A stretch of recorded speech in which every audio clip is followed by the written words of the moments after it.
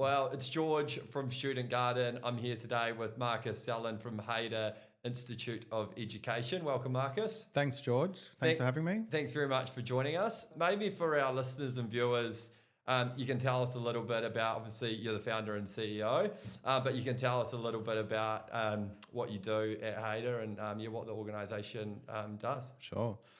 So Hayter Institute of Education, we have a philosophy around building a community of connected online learners. So the business originated from the Hayter Drug and Alcohol Rehabilitation Clinic, and it was an enterprise RTO. It was set up and intended for clients who'd gone through recovery and were looking to, sort of pay it forward in a way. So I knew the guy that sort of run the RTO, and they could never really commercialise it. So I acquired it from them about 2 years ago. We bought it just as the license. I had no staff or students involved in it. So we started from 4 qualifications with a certificate 4 and diploma in alcohol and other drugs, and the certificate 4 in mental health and certificate 4 and diploma in mental health. So those 4 courses are what started. And I guess I've worked in the vocational education and training space for nearly 20 years, or probably a bit longer now. And I could never understand the online learning space. Yeah. So what does it mean? Well, for us, it's about providing connected online learning, and learners consume their learning and education in a range of ways. So our classes are recorded, and then we send them out to learners the next day. So let's say, George, you're in class tonight, but you can't make it because of family emergency, you have to work later, whatever it is, you can watch last night's class back at a later stage, and it's available for you. You then consume your learning through a range of learning activities, and you do your assessments online. Courses also have a component of practical placement where we'll organise for you to go and apply the skills you've learned and demonstrate some on-the-job skills in a workplace that's close to your home. Right, okay, interesting. And so we've designed a course that allows for rolling intake. So every time we commence a new unit, so units are delivered over a 3-week period. Yep. Every time we commence a new unit, learners can join to an existing class. So we only have 1 class per qual, and every 3 weeks, new learners join the class. Yeah. Except there's caveats. If a unit's heavy, so we deliver units around domestic violence, family domestic violence, so that's quite a heavy topic. Yeah. If that's your first unit, that's a lot. Yeah. So we work out how do we warm you up to the content before we get you in the deep end. And just if there's a prerequisite as well, we don't allow new learners to join existing classes in. Then the challenge for our trainers are, you can't talk about last week in today's class. Oh, of course. Because there might be people who have never attended, and this is their first day, and they need to feel like it's their first day for everyone. Otherwise, if we talk about last week's topic around, it might be communication, and they weren't there for it. You touched on a little bit about, your previous experience, and obviously you had Selma before you had Hayter Institute of Education. Yep. Would love to kind of learn a little bit more about some of the things you took, I guess, from that experience kind of into this new experience. And I guess, how has this, outside of what you've spoken about in terms of the way people engage, and obviously it's online, what are some of the things you've brought from that experience, and also kind of how has that changed kind of coming into the new space? Well, it's a couple of responses there. Firstly, what I learned in my previous RTO, so we were the specialists in delivering certificates and diplomas in early childhood. We were the #1 deliverer of early childhood qualifications in Australia. Yep. And I was taught through the great guidance of my previous chairman just to pick something and be #1 at it. Yep. Doesn't matter whether you're going to make straws, cars, or deliver education. Pick one vertical and just be #1 at it. Don't get distracted by, and vet is so common that you will go out to an employer, we deliver childcare courses, they might say, but we need something in business admin for the person that works at reception. So then you start delivering business admin, and it's not your qualification. It happens all the time. Because you're like, hang on a sec, that client's not going to like us because we're not delivering for that one learner, even though we've got 700 of their other learners.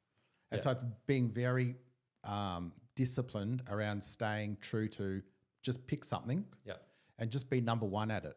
And so taking that philosophy over, I wanted to be a true online learning school. So I wanted to be the best at online learning. What the product was less of the key difference for me. It was around, how do I deliver online learning in a space where I felt it was true digital learning? Yeah. We were forced to start that way because the business started in COVID. So we weren't in an office. We had to figure out how to communicate with each other, our staff and our learners without paper. So we're a true digital business from our delivery perspective. Learners can only submit assessments digitally through our learning management system, and they can only enrol. So everything from initial inquiry all the way through to graduation, the whole process is digital, including the issuing of their certificate and their testament. That's digital as well. They've got QR codes and all this amazing technology that wasn't around when I started my previous business. So yeah, for me, the key learning from it all is pick a lane and just be number one. Yeah, makes sense. And, I think we've certainly had a similar philosophy when we've built Social Garden, obviously focusing on property and education as two core verticals. And I remember a mentor of ours, Dominic Carosa, talking about the importance of going deep and being deep and dominant, as he used to say it. And I think it doesn't matter what industry you're in, the relevance of that.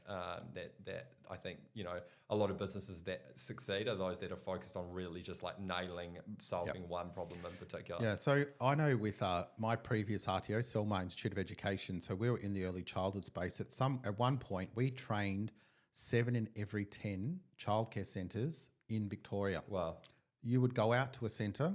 All of our competitors would say, "Oh, we want to copy Selma," because it was the copycat period, and clients would say, "No, we work with Selma every time." Now we weren't there because of fluke or our good looks. We were there because we delivered. Partially, but we delivered a really good product. Now we were also black and gold version product. We weren't trying to be, the Mercedes level of service. We were just delivering. We did what we said we were going to do every time with precision, every single time. If we say we're going to be at your because we delivered in the workplace. If we're going to have a delivery session on Tuesday at 2:00, we were there at 1:59 every Tuesday. We'd never call in sick. We'd find someone else to be there if that trainer couldn't be there. And we just built a reputation of being consistent and reliable. And we found that, I found back in those days, that's what the downfall of the RTO space was, being inconsistent, unreliable, trainers don't show up. It's the narrative you hear from employers all the time. Totally. The trainer never shows up. Okay, well, let's never be that. Yeah.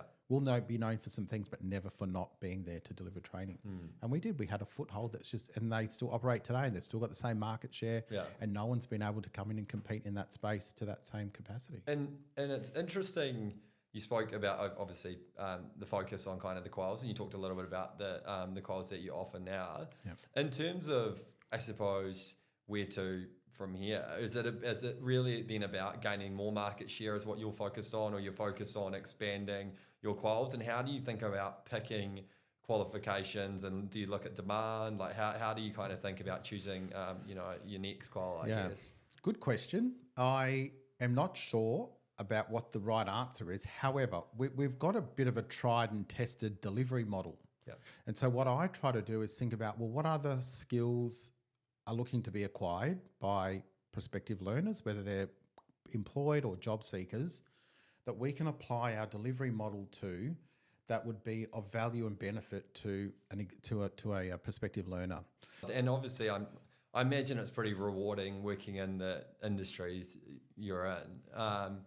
Would love to understand a little bit around the student motivations. Obviously, you mentioned heavy topics before. Obviously, community services, youth, AOD. What motivates the students to kind of enter these quals, and kind of how does that? With the support of some great social media activity. Yeah, of course. Shout out Student Garden. Well done. So in particular, the the mental health and alcohol and other drugs qualification, you typically find learners who've got a lived experience firsthand, or someone in their family. And obviously the people that work in the organisation as well. Yeah, look, we do a lot of really good work. We see some maybe damaged and broken learners come into the system, and they're looking to make change in their own life, and we see change happen. Yeah. You see some really good change happen, and not everyone graduates, but enough people participate in their course that they've learned new skills and knowledge, or even they've learned that they don't want to do it. Yeah, they've learned something about themselves. Yeah. Yes, and that's amazing. That's part of education as a whole. It's just learn about yourself and learn what you do and don't like. It's better than not have tried something and don't know, than having tried and saying that's not for me. Yeah, totally agree. Right? You're a cause to your decision. Yeah. You and your family are wonderful content creators and storytellers. I would love to get your perspective on, I think you guys do a great job on kind of content creation and again, kind of telling some of those stories and kind of connecting with perspectives. You know, we have an internship program, the Sprout program at Student Garden. I think, you know, we often get really positive feedback on, you know, these people have either just graduated or are about to graduate, kind of the ability to actually apply their skills in an environment and learn from, you know, all the talented people we have in our organisation. And obviously it's super rewarding from them to kind of be teaching and learning on the job at the same time because they're learning new skills through teaching. Well, thank you so much for joining us today. There's plenty of awesome insights in there. Really enjoyed the conversation and look forward to chatting further and getting you back for more conversations in the future. But thanks very much. Thanks, George. Appreciate it.